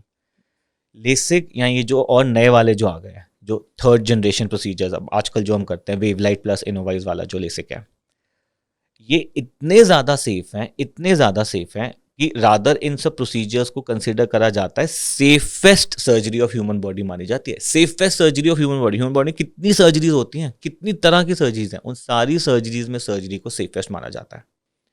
सो बहुत बहुत बहुत बहुत बहुत बहुत सेफ है एंड यूएसएफडी अप्रूव्ड है। But end of the day ना, इफ यू आस्क मी कि 100% सेफ है, तो nothing in this world is 100%। So it is 99.9999999% safe. अब 0.001 तो कुछ भी हो सकता है ना, छत गिर गई, अर्थक्वेक आ गया, अभी मर गए हम, घर जा रहा हूँ, गाड़ी में जा रहा हूँ, एक्सीडेंट हो गया, कुछ भी हो सकता है। 0.1% का तो कोई एंड ही नहीं है ना। लेकिन हाँ, रूटीन में हम ये करते हैं, रोज 40-50 पेशेंट्स का ऑपरेशन करता हूँ, very reliable, very repeatable and very very safe. तो लोग पूछते हैं भाई अच्छा ठीक है डॉक्टर साहब, मान लिया 99.9999 मान लिया, क्या हो जाएगा 0.001% में? देखो बहुत लंबी लिस्ट है, बहुत लंबी लिस्ट है। अच्छा, सारी लिस्टों में बता नहीं सकता, तो ये बता सकता हूँ कि इन 0.01% में कॉमनेस्ट क्या मिलता है। तो कॉमनेस्ट ये होता है कि चश्मे का नंबर पूरा ठीक नहीं हुआ। अच्छा, okay. सब कुछ करा, सब बढ़िया था, सर्जरी भी बढ़िया, सब ठीक है, लेकिन है तो ह्यूमन आई ना। ह्यूमन आई एक टिश्यू है, वो सांस लेता है, खून की नाड़ियाँ है, उस पर आप एक ऑपरेशन कर रहे हो। तो हो सकता है किसी की आंख ने लेजर थोड़ा सा कम ऑब्जॉर्व कर लिया, थोड़ा सा ज़्यादा ऑब्जॉर्व कर लिया, हो सकता है ऑपरेशन में आधा पौना नंबर ऊपर नीचे हो गया। ये बुरा से बुरा हो सकता है कॉमनेस्ट। तो अगर ये हो भी गया तो टेंशन नहीं लेनी, 1 महीने बाद थोड़ा सा लेजर डाल के और ठीक कर देते हैं। बाकी छोटे मोटे साइड इफेक्ट्स होते हैं सर्जरीज के। एक ड्राइनेस का साइड इफेक्ट है जो कॉमनेस्ट होता है कि भाई आंख में सूखापन आएगा, 3-4 महीने उसके लिए आंखों में ड्रॉप्स डालनी पड़ती है। बाकी छोटे मोटे 2-3 दिन के साइड इफेक्ट्स होते हैं, लाली हो गई, खुजली, थोड़ा पानी वानी निकल गया, 2-3 दिन में सेटल हो जाते हैं। Bro, I think वो ये सबको Any surgery will have some side effects. Correct, but these side effects are tolerable ना।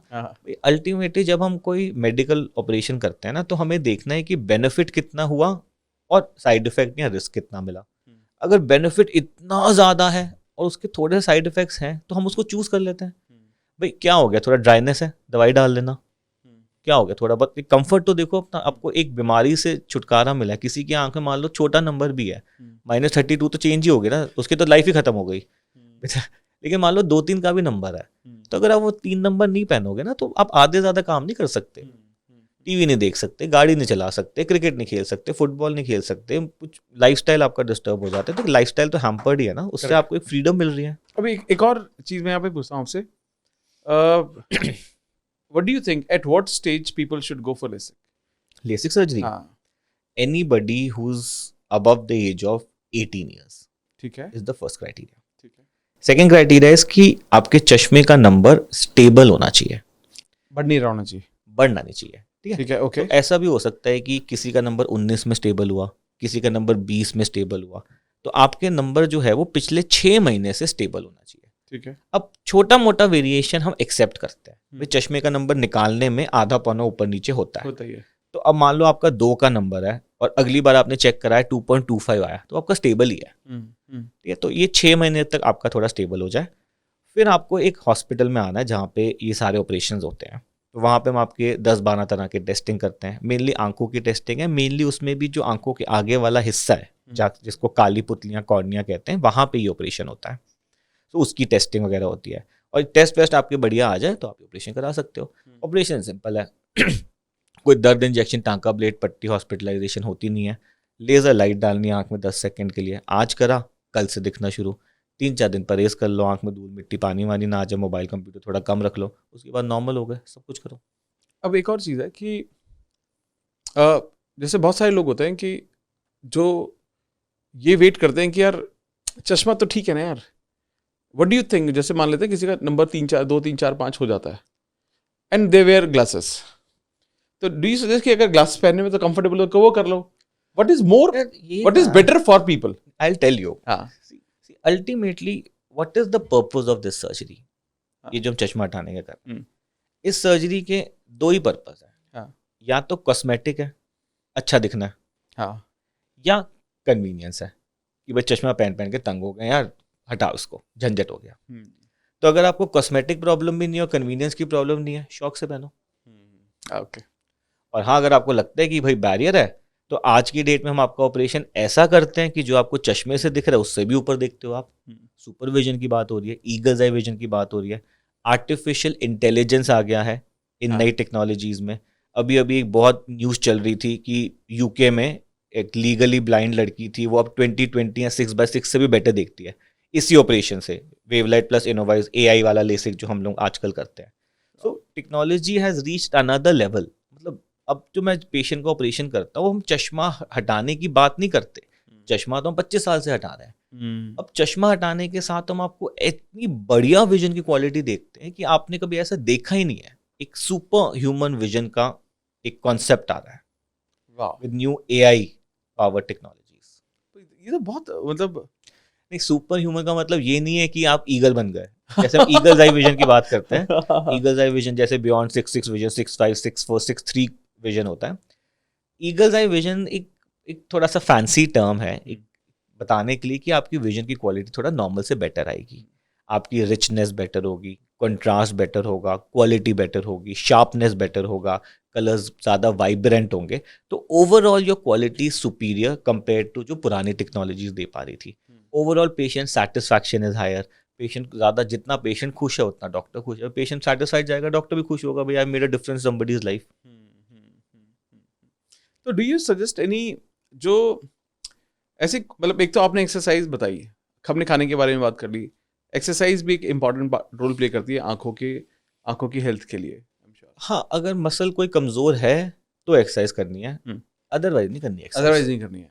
ओके, अगर मान लेते किसी आंखें कमजोर है या मसल कमजोर है, एक एक्सरसाइज तो आपने वो बताई, पेन वाली कर सकते हैं, इसके अलावा कोई और सजेशन है? और भी एक्सरसाइज होती है, जैसे कि एक फ्लिपर वाली एक्सरसाइज होती है, ब्रॉड स्ट्रिंग करके एक्सरसाइज होती है, कैट कार्ड करके एक्सरसाइज होती है। ये सारा देखना पड़ता है भाई कहाँ पे प्रॉब्लम आ रही है और किस मसल को हमने। अगर कोई ऐसी जर्नल प्रॉब्लम नहीं, जर्नल चीज नहीं है, जर्नल में एक तो ना ऐसा नहीं है कि मतलब कोई एक्सरसाइज है कि रोज सुबह उठ के ये कर लो, ना कोई नहीं है ऐसे नो रूटीन एक्सरसाइज। बट वो कर सकते हैं जो आपने 2022 वाला रूल जो बताया था। कंप्यूटर पे हो ज्यादा, हाँ, भाई कंप्यूटर पे आंखें थक रही हैं आपकी तो थोड़ा रिलैक्स कर लो उसको 20 मिनट बाद। अच्छा, चश्मे जैसे आप मेरे से पूछ रहे थे ना कि भाई लोगों को ये ऑपरेशन कराने चाहिए कि नहीं कराने चाहिए, तो उसमें ना I just want to add one thing कि अगर आप ये ऑपरेशन नहीं करा रहे हो तो चश्मा पहनो। ये नहीं कि आप चश्मा भी नहीं पहन रहे हो और वो कॉन्टैक्ट लेंस पहन रहे हो। हाँ, ये इंपॉर्टेंट है। हाँ, वो नहीं करना, वो सबसे खराब चीज है। हाँ। तो अब क्या हो रहा है कि चश्मा रूटीन में पहना जाता है, लेकिन उनको लगता है कि यार वो किसी फंक्शन में जा रहे हैं, किसी पार्टी में जा रहे हैं, तो यार आज थोड़ी पहनेंगे, आज तो अच्छा दिखना है, कॉस्मेटिक इशू तो आ गया ना बीच में। अब यार वो लेंसेज बड़ी डेंजरस चीज़ है, कॉन्टैक्ट लेंस। इनसे जितना दूर रह सकते हो रहो। आई अंडरस्टैंड जिसको चश्मा है वो थोड़ा सा उसका मन तो करता ही है यार कभी कभी, तो अगर वो पहनते हैं ना तो वो डेली डिस्पोजेबल वाले पहन लो। ओके, तो इसमें भी अलग अलग टाइप के कॉन्टैक्ट लेंसेज होते हैं, एक डेली डिस्पोजेबल होते हैं, monthly disposable, 6 monthly disposable, annually disposable. तो आप ना डेली डिस्पोजेबल वाले पहन लो, वो फिर भी सेफ है कि सुबह लगाया रात को फेंक दिया। इसमें ना बड़ी एक प्रॉब्लम है कॉन्टैक्ट लेंस की कि इनकी ना हाइजीन मेंटेन करना बड़ा जरूरी है। अगर आपने इसकी हाइजीन प्रॉपरली मेंटेन नहीं करी और आपने ये कंटामिनेटेड लेंस अपनी आंख पे लगा लिया तो ये फट से आंख में इन्फेक्शन पकड़ती है। वो इसलिए ऐसा होता है कि एक कॉन्टैक्ट लेंस के साथ ना आंखों का एनवायरनमेंट थोड़ा चेंज होता है। भाई क्या है, हमारी जो आंख की सामने की सतह है, कॉर्निया, जहाँ पे इस कॉन्टैक्ट लेंस को चिपकाते हैं, काली पुतली, इसमें ना खून की नाड़ियाँ नहीं है। ओके, तो ये जो ऑक्सीजन ले रही है, अपनी सांस जो लेती है, ये हवा से लेती है डायरेक्ट। अब आपने उसके ऊपर लगा दिया कॉन्टैक्ट लेंस, ठीक है। कॉन्टैक्ट लेंस 100% ब्लॉक नहीं करते, परमेबिलिटी है, लेकिन कुछ परसेंटेज तो ब्लॉक हो गया ना। अब आपके टिश्यू को, कॉर्निया को उतना ऑक्सीजन नहीं मिल रहा जितना उसको नेचुरली चाहिए, तो इसमें एक हाइपोक्सिया होने लगता है, ऑक्सीजन कम होने लगती है। जब हाइपोक्सिया होता है तो आई आपकी वल्नरेबल होती है और हल्की सी भी इन्फेक्शन है ना उसको पकड़ लेती है। और जब ये पकड़ती है ना तो इतनी खतरनाक तरीके से पकड़ती है कि पहली बात तो उसको काबू करना मुश्किल हो जाता है, अल्सर बना देती है। इसको कहते हैं हम कॉन्टैक्ट लेंस इंड्यूस्ड अल्सर। और उसमें दुनिया भर की मेहनत लगती है, दवाइयाँ लगती है उसको ठीक करने में, और ये आंख में निशान छोड़ जाती है, तो आपकी नज़र को ख़राब कर जाती है। और हम लोग जैसे लाजपत में हूँ मैं, साउथ दिल्ली में तो बहुत ज़्यादा क्रेज़ है ये कॉन्टैक्ट लेंस वगैरह पहनने का। तो रोज़ मैं मिलता हूँ ऐसे लोगों से, रोज़ कितने सारे लोग मेरे पास आते हैं, मॉडल्स, कभी कभी कुछ एयर हॉस्टेसेस मेरे पास आए हैं, कुछ जनरल जेनजी टीनेजर्स, इतना कॉन्टैक्ट लेंस मिसयूज़ करते हैं, हाइजीन मेंटेन करते नहीं, अल्सर हो जाते हैं, ठीक होती नहीं है प्रॉब्लम, और ज़बरदस्ती आंख खराब कर लेते हैं। तो आप कह रहे हैं बस आप डेली डिस्पोजेबल वाला यूज कर सकते हो, डेली ताकि वो डिस्पोजेबल हाइजीन पहन लो, मेंटेन रहे। एक बार को हाइजीन बेटर है, या तो इससे दूर रहो। अच्छा, जब आप देखो कभी आप किसी रेगुलर कॉन्टैक्ट लेंस वेयर से मिलो, वो ना आपको जनरली बताएगा कि यार मेरी आंख में जलन सी रहती है, मेरी आंख में खुजली सी रहती है, मेरी आंख तो लाल सी रहती है, चुभन सी लगती रहती है। तो जब आप बार बार इस फॉरेन बॉडी को आंख में लगाते हो ना, तो आपका टिश्यू चेंज होता है। रोज रोज सिगरेट पीते हो ना, तो आपके लंग्स का जो लाइनिंग होती है वो चेंज हो जाती है। स्टार्टिंग में खांसी आती, खांसी आनी बंद हो जाती है क्योंकि लाइनिंग चेंज है। ऐसे ही बार बार आप वो कॉन्टैक्ट लेंस पहनोगे ना, आपकी बॉडी जो वहाँ का कंजक्टाइवा है, वहाँ का टिश्यू है, वो चेंज करता है अपने आप को, उसमें एलर्जीज होनी शुरू हो जाती हैं। इसका एक नाम भी दिया गया है, giant papillary conjunctivitis, contact lens induced conjunctivitis allergies. ये एक स्पेशल एक पूरा टॉपिक है मेडिकल आई की उसमें फील्ड में कि कॉन्टैक्ट लेंस से आंख में ये प्रॉब्लम्स होती है। और आई थिंक ये तो बहुत कॉमन है आज के वक्त में, क्योंकि बहुत कॉमन है ना। जो लोग सर्जरी के लिए नहीं जा रहे हैं वो तो कॉन्टैक्ट लेंसेज ही पहन रहे हैं, स्पेशली या तो स्पेशल ओकेजन पर पहन रहे हैं।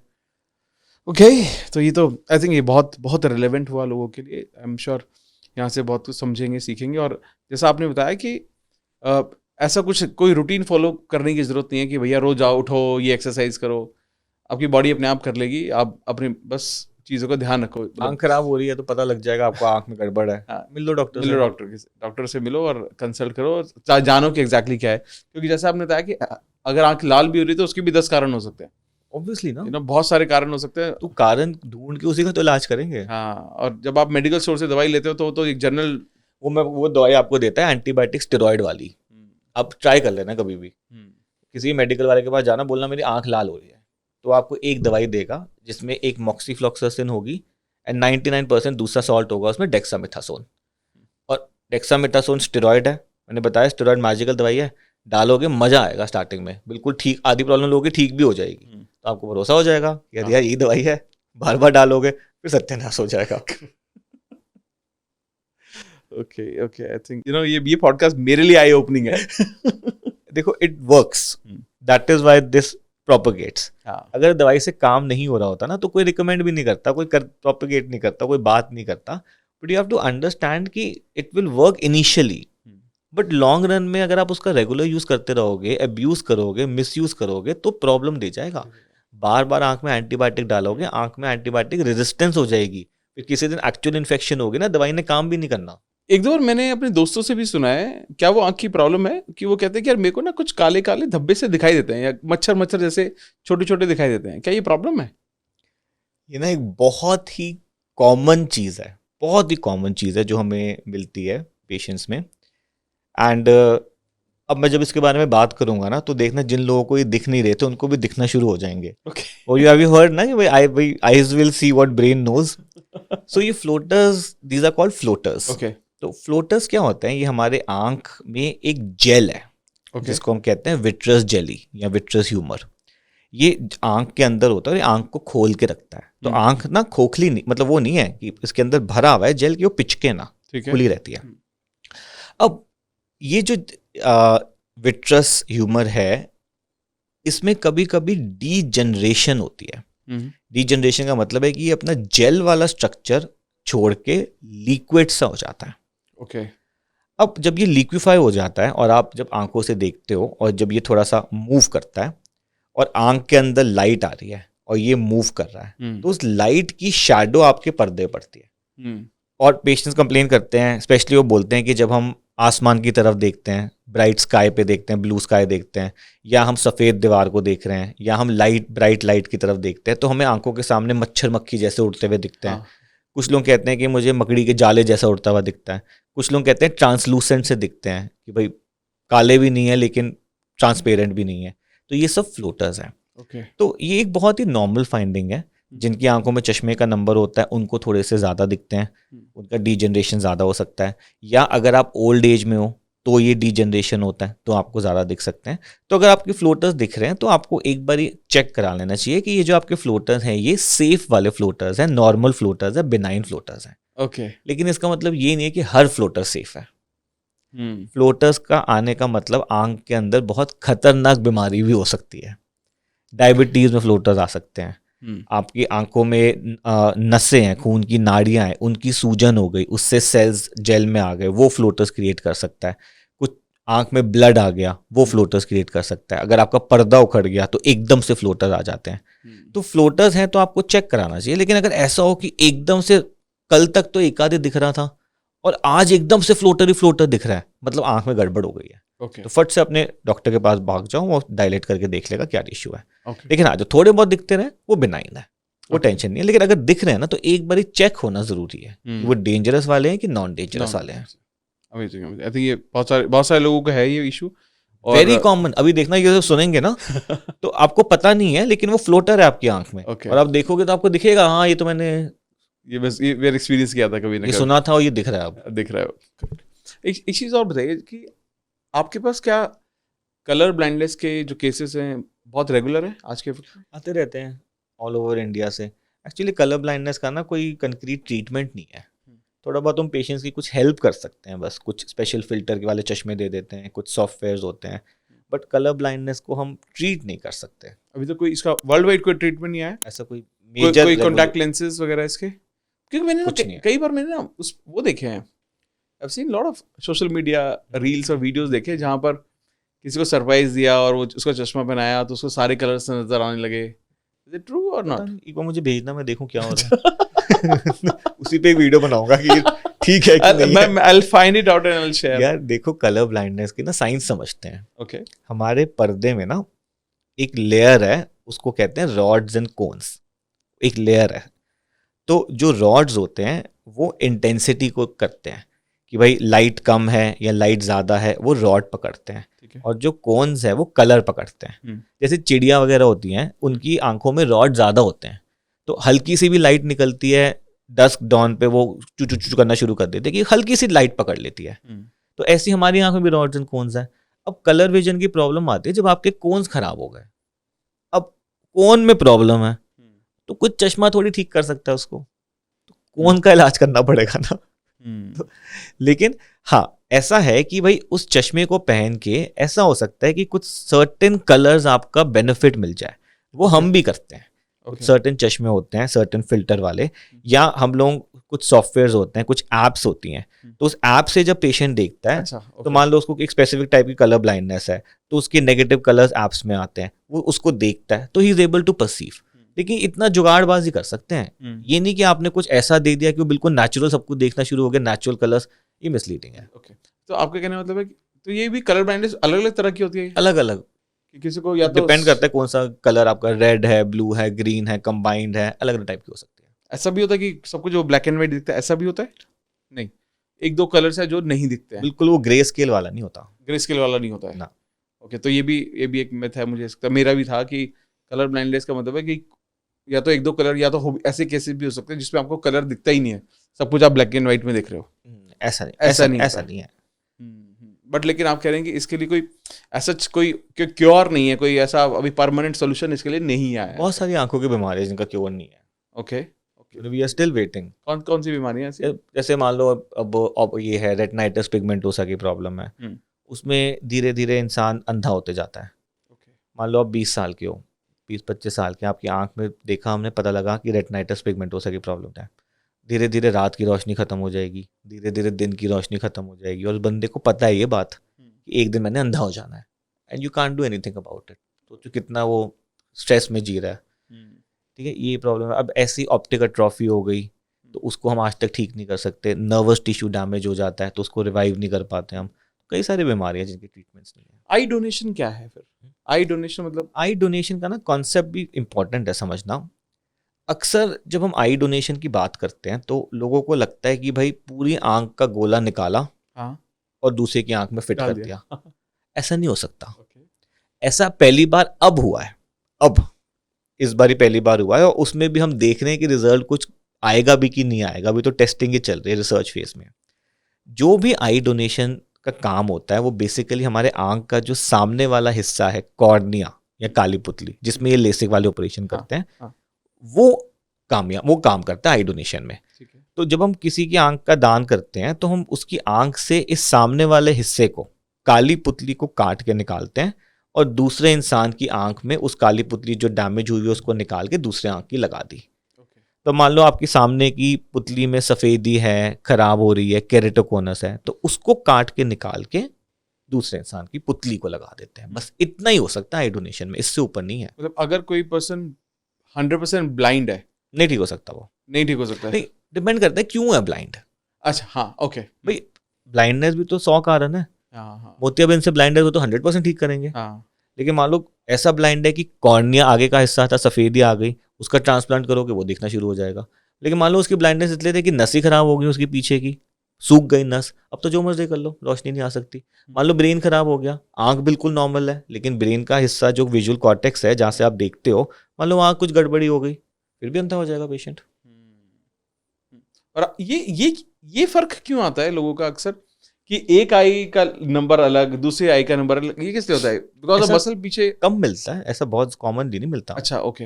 यूजुअली दोनों आंखों का नंबर मोटा मोटा बराबर होता है, एग्जैक्टली सेम नहीं, मोटा मोटा बराबर होता है। हाँ, अब एक आंख का नंबर 10 और एक आंख का नंबर आधा मिलते हैं बिल्कुल मिलते हैं, लेकिन यूजुअली कम। ये इसका कारण ये होगा कि इस तरफ की मसल वीक है, या और बहुत सारी रीजन है। बहुत सारी। तो इसी कॉर्नियल डोनेशन में जैसे मैंने बताया कि बस अब आंख का एक ही हिस्सा चेंज है, हाँ। और कोई हिस्सा नहीं चेंज कर सकते। तो अब कोई कहता है कि भाई मेरे पर्दे की बीमारी है, वो पर्दा हटा के दूसरे का पर्दा लगा दो, वो नहीं हो सकता, सिर्फ Okay. काली पुतली चेंज हो सकती है। ठीक है। फिर भी कोई कॉर्नियल डोनेट नहीं करता। अच्छा, एक तो सबसे बड़ी बात है कि ये जो डोनेशन होती है ना आंखों की, ये मरने के बाद होती है। जैसे बाकी टिश्यूज वगैरह आप बात करो, किडनी के सुना होगा आपने, इतने सारे डोनेशंस होते हैं, लिवर डोनेशन, लंग डोनेशन, ये यूजुअली अलाइव लोगों में होते हैं या ब्रेन डेड अगर हो गया उन लोगों में होते हैं। लेकिन ये जो अपना ये आंखों का डोनेशन है, ये मरने के बाद होता है। अब मरने के बाद अब क्या करोगे इस बॉडी का? जला दोगे, चला देंगे, हाँ। दफना दोगे, और तो कोई काम नहीं है ना इसका। दान कर दो आंखों को, कोई अंधा इंसान दोबारा देख लेगा। हमारे देश में मतलब लाखों लाखों लोग हैं, लाखों लाखों लोग जो दोबारा देख सकते हैं अगर ये कॉर्नियल डोनेशन का प्रोसेस ठीक से करा जाए।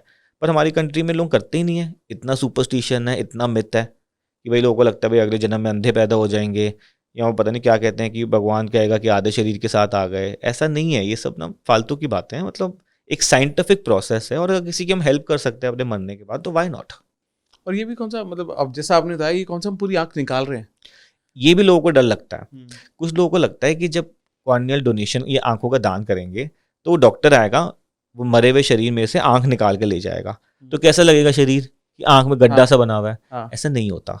जब हम आते हैं आंख का दान लेने आते हैं तो सिर्फ हम पुतली ऊपर ऊपर की निकालते हैं, उसके बाद हम आंख की जो पलक है उसको बंद कर देते हैं और एक टांका मार देते हैं। टांका दिखता नहीं है, तो सामने से दिखने में शक्ल बिल्कुल नॉर्मल लगेगी, ऐसे नहीं कि आंख में गड्ढा पड़ गया, लेकिन हाँ दान हो गया। दान हो गया वहाँ पर। बट आई थिंक लोगों को अवेयर होने की शायद जरूरत है। बहुत ज़्यादा हम लोग करते रहते हैं, काफ़ी एक्टिविटीज़ करते हैं। स्पेशली कुछ टाइम होता है, कॉर्नियल डोनेशन डेज हैं, कॉर्नियल डोनेशन फोर्टनाइट्स होती हैं, तो हम ऑल अराउंड अवेयरनेस वगैरह करते हैं। तो लोग थोड़ा आ रहे हैं, कम आ रहे हैं, मतलब बहुत ज़्यादा नहीं फॉरवर्ड आ रहे हैं। मतलब यूजली बंदे को लगता है यार क्या झंझट में करना है यार अपना। तो ये नॉर्मली ये जब कुछ ऐसा हो जाता है तो कितने आवर्स में? हाँ, मतलब अगर मान लो अपनी आंखों का आपको दान करना है, हाँ। तो आपको मरने के 4 से 6 घंटे में उसको कर देना है। अच्छा, ओके। उसके बाद लेट हो गया तो वो टिश्यू खराब हो जाता है, अच्छा, और उसको 2-3 दिन में दूसरे की आंख में लग भी जाना है।